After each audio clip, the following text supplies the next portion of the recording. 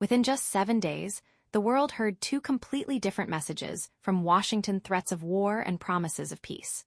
So what is really happening behind closed doors between the United States and Iran?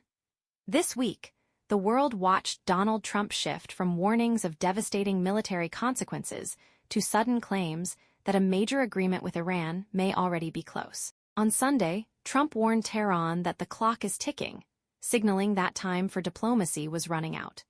But by Monday, reports emerged that military strikes had been paused after pressure from Gulf nations, including Qatar, Saudi Arabia, and the United Arab Emirates, countries that fear the Middle East could be pushed into another catastrophic war.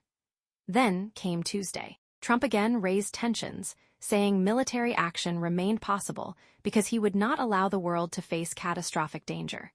Just 1 day later, negotiations were suddenly described as entering the final phase. Yet at the same time, Trump warned the United States was still ready to go. Peace and war being discussed almost simultaneously. By Thursday, the crisis deepened further when Trump demanded tighter control over Iran's highly enriched uranium, the core issue behind fears of nuclear escalation. And on Friday, reports claimed Trump canceled plans to attend his son's wedding to remain in Washington during the negotiations, signaling just how serious the situation had become. Then came the dramatic reversal. On Saturday, Trump claimed a broader agreement had been largely negotiated and suggested the Strait of Hormuz could soon reopen fully. That matters because the Strait of Hormuz is one of the most important oil shipping routes in the world.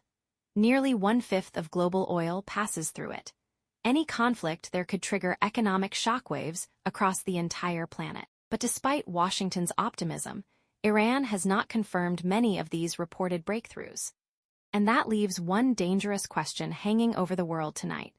Are these negotiations truly leading toward peace, or is this only a temporary pause before a much larger conflict?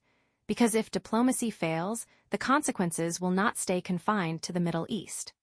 Oil prices, global trade, and international stability could all be shaken within days. And tonight, behind closed doors, world leaders continue negotiating while the rest of the world waits to see whether history is moving toward peace or toward war.